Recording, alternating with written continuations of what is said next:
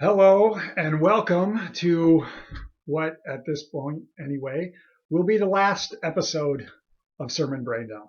My name is Scott Dalen, an ELCA pastor in Southwest Iowa.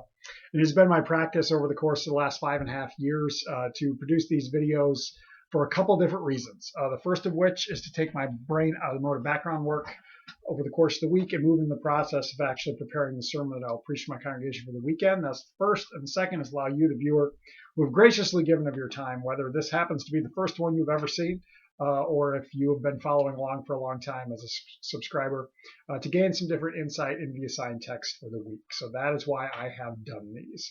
I produced a little video or put a video out a little earlier today as of the time that I'm recording this. Just announcing the change that's going to come. I'm going on a little bit of a break here for the next few weeks as I have some vacation time and then just a couple of weeks where for various reasons I won't be preaching. And so I'm going to take this time to kind of take a little break and to reformat things. It's my expectation that these videos are going to, or what I do for these videos will continue in some way, but I'm probably going to be producing things in more of an audio content rather than the video format that I've been doing, and to allow this channel just to kind of sit and perhaps begin producing some different types of content video-wise down the road. But that's kind of what's happening. So just wanted to say thank you to everyone who has engaged with these videos over the years and has commented or given a thumbs up.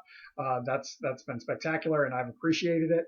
Just time for me to challenge myself with something a little different. So that's kind of what's happening there. But for this final episode, as we are wrapping up another church year, the November 24th, 2019, Christ the King Sunday, our gospel lesson comes out of Luke chapter 23, verses 33 through 43. As I mentioned, this is the end of the church year, and I believe I've kind of talked about that in my last couple of videos as well as we move here towards the end. Starting next week, we'll be into the season of Advent, which kicks off the new church year. Doesn't quite line up with the calendar year, usually off by about a month. And we'll move from the focus on Luke's gospel within the lectionary text over into Matthew's gospel, and we'll begin that process for the next year. So that's kind of where we are at with that. Our texts as of late have been moving towards somewhat of the end times, but then this particular Sunday, the focus is Christ the King. The reign of Christ, it's also called at times. We think about the kingdom of heaven. What does that look like? And what does it mean that Christ is the King, the Lord, whatever we want to say, of that kingdom, which is so much different than the kingdoms of this world that we know and that we perhaps think of. Now, if you're familiar with Luke and the layout, you'll know that Luke chapter 23 is perhaps a strange place to focus in terms of the excuse me, in terms of thinking of a king, Jesus as king, because we find Jesus in the midst of crucifixion. This whole time, this passage is Jesus on the cross and some of the taunting that he endures and the exchange that he has with the criminals that are hanging or crucified along with him. So I'm going to go ahead and read it, and then we'll get into it. Again, Luke 23, 33 to 43. When they came to the place that is called the Skull, they crucified Jesus right there with, I'm going to start that over. I can't even read it. When they came to the place that is called the Skull, they crucified Jesus there with the criminals, one on his right and one on his left. Then Jesus said, Father, forgive them, for they do not know what they are doing. And they cast lots to divide his clothing. And the people stood by watching, but the leaders scoffed at him, saying, He saved others, let him save himself, if he is the Messiah of God, his chosen one. The soldiers also mocked him, coming up and offering him sour wine and saying, If you are the king of the Jews, save yourself. There was also an inscription over him, This is the King of the Jews. One of the criminals who were hanged there kept deriding him and saying, Are you not the Messiah? Save yourself and us. But the other rebuked him, saying, Do not fear God, since you are under the same sentence of condemnation. And indeed we have been condemned justly, for we are getting what we deserve for our deeds, but this man has done nothing wrong. Then he said, Jesus, remember me when you come into your kingdom. He replied, Truly I tell you, today you will be with me in paradise. So that's the passage. A lot of different things that are going on here. I guess one note about this exchange in general, and then I'll kind of move back into it. Oftentimes, this particular moment and the exchange with who I call the good criminal really speaks to the idea of the immediacy of death leading into heaven or the afterlife, because of Jesus' words, "Today you will be with me in paradise." Now, there are other passages that maybe kind of don't always line up with that so much. And is that what Jesus is saying here, that immediately you will be with me in heaven?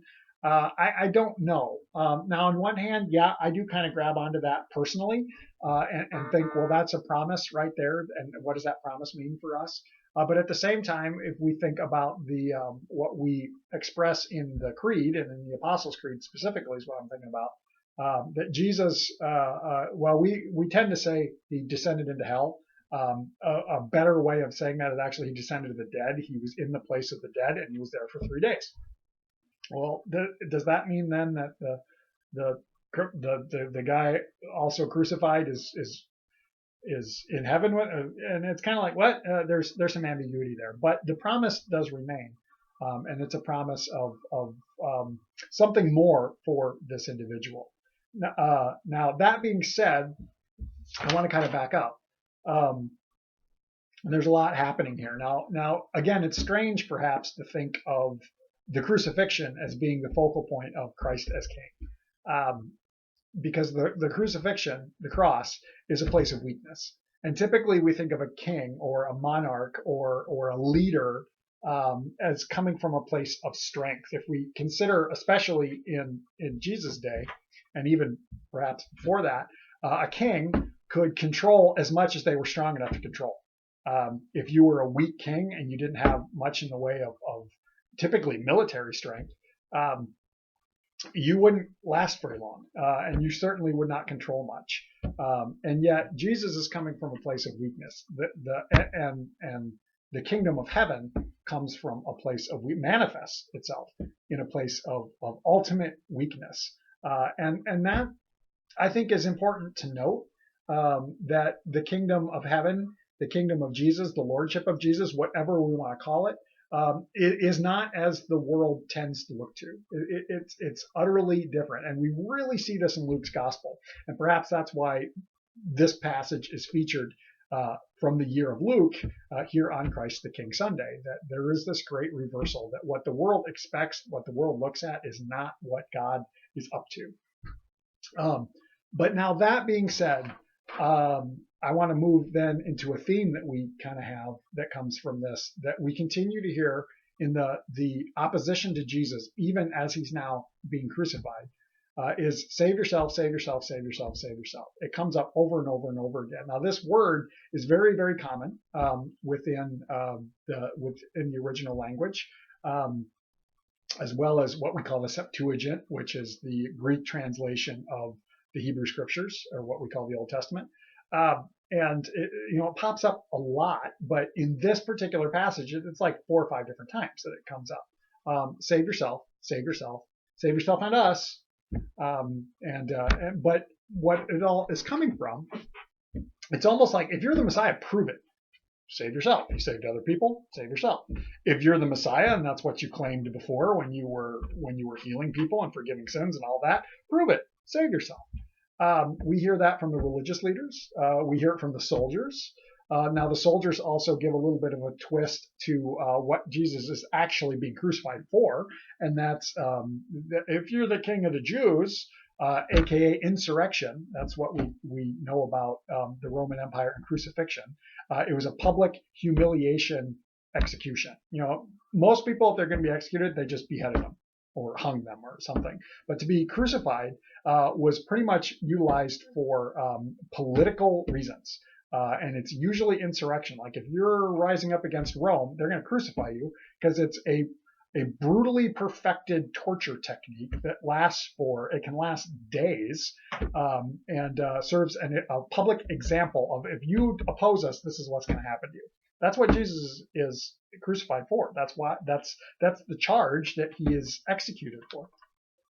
Regardless of your understanding of salvation or atonement through his sacrifice or any of that. This is the charge that Jesus has. And then he's crucified with these other two guys. And as we hear from the good criminal that I call him, he shares in the same sentence of condemnation. So do we know what the charge is against these other two guys? Probably insurrection as well. And if you know the larger story, you know that Pilate tried to free Jesus and gave them the choice between either Jesus or Barabbas. We hear that Barabbas is a robber or at times a murderer, and it's probably likely that he was involved in whatever these other two guys were with, had going on. And Jesus gets nailed for that, pardon the pun. So we continue to hear that. And so first we have Jesus being mocked from the ground. And then we have the bad criminal who is mocking him, but is also like, he's got some skin in the game, literally in this case. Save yourself if you're the Messiah, and us too. Hey, while you're at it, hey, don't forget us. And then we have the other guy, who I call the good criminal, who does not ask Jesus to prove anything, does not ask to be saved, doesn't ask for anything for himself, only to be remembered. And I kind of like in the original language, we don't always hear it in the English, but in the original language, it's remember me whenever you come into your kingdom. This guy recognizes somehow that there is more to Jesus than meets the eye, that whatever's happening here on the cross is not the end, that he is coming into something else. And he says, whenever that happens, remember me. I'll be gone, but remember me. And then Jesus basically says, well, I'm going to go one step farther than that. And then we have this comment about today you'll be with me in paradise, whatever that means. But what I really am latching onto here, and what I think is important, is the sense of identity, and an identity that's remembered. I think it's our hope that we are remembered beyond our own existence, that we are remembered beyond our years. And we do that in different ways. We remember our loved ones that we have lost within the church year. We had it just a few weeks back, All Saints Sunday, when we remember those who have gone on before us. It's the importance of being remembered and being known in that. And what this guy seems to get is it's not about what we think about ourselves. He knows who he is. He knows he's being condemned justly, that he deserves what he's getting. But he is asking to be remembered by one who is more than he is, by one who is divine. Whether he realizes the divinity of Jesus or not, remember me. And there's a story that I think is fitting to this, and one that I'm probably going to work into the sermon because I think it's a wonderful illustration. And if you're one of my people who will hear me preach, here's a preview. That there's a story of a man who goes into the nursing home every day to visit his wife who's in the memory care facility. And every single day he comes in to visit her. And one of the doctors finally asks him, why do you come every day? She doesn't remember you. And he says, no, but I remember her. It's not a question of who do we think of ourselves. It's who are we thought of? Who knows us? Who remembers us? What is the identity that we are known by? Passive, that someone else knows us. And identity is important within my understanding of the gospel, that our identity as beloved children is a claim that God places upon us. I probably sound like a bit of a broken record because I go there a lot, but that I think is the key here, that as we look towards the reign of Christ, the kingdom of heaven, which is both now and not yet, it's about the identity that we are known by. And that identity is beloved child of God. So that's kind of what's happening here. That's the direction that I'm going with this sermon as we wrap things up. Once more, I just want to say thank you to all of you who have tuned in to these videos.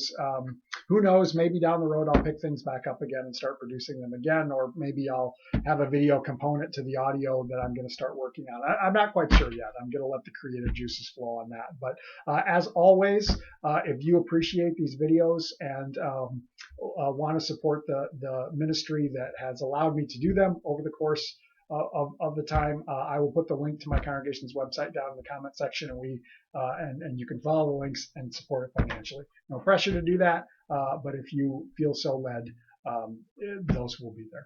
Thanks a lot, everyone. and we'll catch you later.